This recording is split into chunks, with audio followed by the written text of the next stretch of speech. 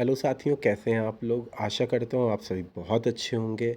और आप लोगों ने पहला लेक्चर देखा होगा, जिस लेक्चर में हमने आपको बताया था वैद्युत आवेश के बारे में और वैद्युत आवेश के प्रकार के बारे में बताया था, आवेशन की प्रक्रिया बताई थी।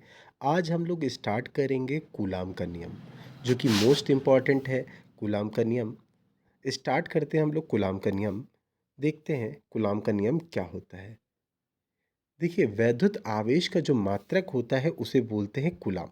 वैद्युत आवेश के मात्रक को हम लोग बोलते हैं कूलाम। कूलाम से इसको रिप्रेजेंट करते हैं। अब अगर हम बात करते हैं, कूलाम की बात करते हैं यहाँ पर, तो इनका नियम क्या है ये समझते हैं, बहुत ज़रूरी है। कूलाम साहब ने ये नियम बताया कि अगर हमारे पास दो आवेश हैं, Q1 और Q2, इनके बीच की दूरी कितनी है? R। हम लोग मान लेते हैं कि हमारे पास दो आवेश हैं, ठीक है। एक है Q1 और एक है Q2, और इनके बीच की दूरी कितनी है? R। इनके बीच की दूरी कितनी है? R। तो इन आवेशों के मध्य लगने वाला आकर्षण या प्रतिकर्षण बल दोनों आवेशों की मात्राओं के गुणनफल के अनुक्रमानुपाती होता है। देखिए, दोनों आवेशों की मात्राओं के गुणनफल के अनुक्रमानुपाती होता है। F is proportional to Q1 Q2। और इनके बीच की दूरी के वर्ग के व्युत्क्रमानुपाती होता है। अब इनके बीच की दूरी कितनी है? R। R का वर्ग, देखिए, R के वर्ग के व्युत्क्रमानुपाती है। तो नियम के अनुसार कि दोनों आवेशों की मात्राओं के गुणनफल के अनुक्रमानुपाती तथा इनके बीच की दूरी के गुणनफल के व्युत्क्रमानुपाती होता है, दूरी के वर्ग के व्युत्क्रमानुपाती होता है। अब यहाँ पर हम लोग बात करते हैं। देखिए, अगर हम दोनों को कंबाइंड कर लेते हैं तो कंबाइंड करने पे क्या होगा? F is proportional to Q1 Q2 upon R square. और जब ये प्रोपोर्शनल का साइन हटता है, जब ये प्रोपोर्शनल साइन हटेगा तो देखिए क्या आ गया? K आ गया। प्रोपोर्शनल साइन हटने पे क्या आ गया? K। K क्या होता है? नियतांक होता है। K क्या होता है? नियतांक होगा।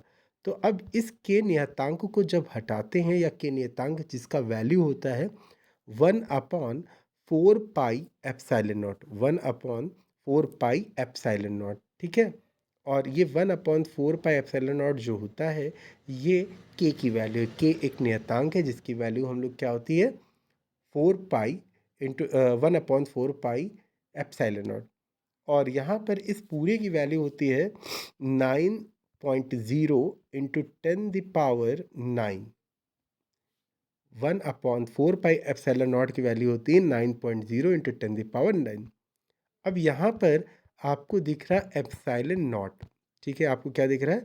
Epsilon not. ये एप्सिलॉन नॉट क्या होता है इसको समझते हैं, ठीक है। देखिए, ये जो एप्सिलॉन नॉट आपको दिख रहा है, ठीक है, एप्सिलॉन नॉट क्या होता है? ये इस तरह से दिख रहा है, ठीक है। ये निर्वात की वैद्युतशीलता होती है और इसकी वैल्यू होती है 8.85 इंटू 10⁻⁻12। -12 होती है, ठीक है। ये एप्सिलॉन नॉट होता है निर्वात की वैद्युतशीलता, जिसकी वैल्यू होती है 8.85 इंटू 10⁻⁻12 होती है, ठीक है। अब ये हमने निकाला है क्या? बल। F क्या होता है? वैद्युत बल। और वैद्युत बल का मात्रक क्या होता है? डाइन होता है। CGS पद्धति की बात करेंगे तो क्या होता है? डाइन होता है। और SI पद्धति के लिए क्या मात्रक होता है? न्यूटन होता है। SI पद्धति के लिए मात्रक क्या होता है? न्यूटन। तो अब अगर हम बात करते हैं कूलाम के नियम की बात करते हैं, तो कूलाम के नियम के अनुसार क्या होता है ये समझते हैं। कूलाम का नियम होता है दो स्थिर बिंदु आवेशों के मध्य लगने वाला आकर्षण या प्रतिकर्षण बल दोनों आवेशों की मात्राओं के गुणनफल के अनुक्रमानुपाती तथा उनके बीच की दूरी के वर्ग के व्युत्क्रमानुपाती होता है, ठीक है। ये दो बात याद रखेंगे। और दोनों को जब कंबाइन करते तो हमारे पास क्या आ जाएगा? कांस्टेंट के आ जाएगा, ठीक है, जिसकी वैल्यू मैंने आपको बता दी।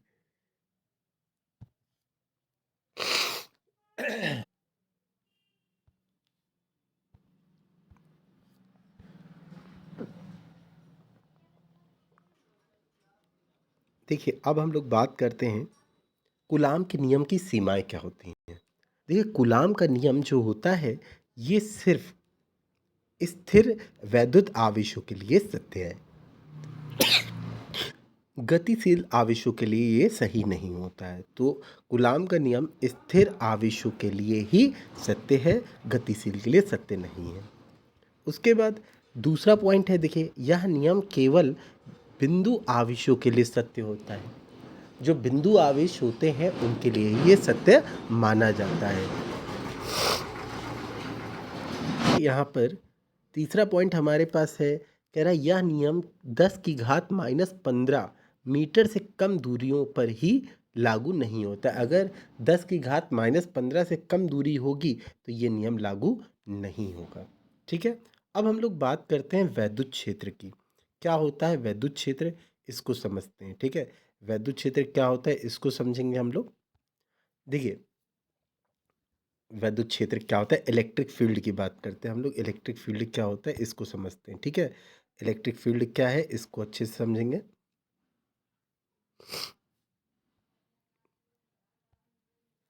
देखिए, कोई मान लीजिए ये आवेश है, ठीक है, और ये आवेश के चारों ओर का जो क्षेत्र होगा, इस आवेश के चारों ओर का जो क्षेत्र होगा, ये चारों ओर आपको क्षेत्र दिखाई दे रहा, इस आवेश के चारों ओर का वह क्षेत्र जिसमें कोई अन्य आवेश, जैसे मान लेते हैं कि ये आवेश एक, ये प्लस आवेश है, ठीक, ये आवेश इसके अंदर प्रवेश करता है। ठीक है, कोई आवेश है उसके चारों ओर का क्षेत्र होगा, और कोई अन्य आवेश जब उसमें प्रवेश करता है तो आवेश पर कुछ ना कुछ आकर्षण या प्रतिकर्षण बल का अनुभव होगा। अब जैसे आप देख रहे हैं कि आवेश क्या है, प्लस, और ये भी क्या है, प्लस, तो दोनों समान आवेश है, इसका मतलब क्या है, दोनों के ऊपर प्रतिकर्षण बल का लगेगा अनुभव। तो जब किसी आवेश अथवा आवेश समुदाय के चारों ओर का वह क्षेत्र जिसमें कोई अन्य आवेश आकर्षण या प्रतिकर्षण बल का अनुभव करता है, उसे बोलते हैं वैद्युत क्षेत्र बोलते हैं। ठीक है, कोई आवेश है, देखिए, आवेश के चारों ओर का क्षेत्र दिख रहा है, इसमें कोई अन्य आवेश आकर्षण या प्रतिकर्षण बल का अनुभव करता है, उसे बोलते हैं हम लोग वैद्युत क्षेत्र। अब जैसे कि आपको करंट लगता है, करंट कब लगेगा, जब आप उसके क्षेत्र में प्रवेश करते हैं। भाई, कोई वायर होगा, उसके क्षेत्र में जब आप प्रवेश करेंगे तभी तो करंट लगेगा, अदरवाइज ऐसे तो लगेगा नहीं। तो वही चीज़ यहाँ पर है वैद्युत क्षेत्र। अब वैद्युत क्षेत्र की तीव्रता के बारे में हम लोग बात करेंगे कि वैद्युत क्षेत्र की तीव्रता क्या होती है, इसको समझते हैं। ठीक है,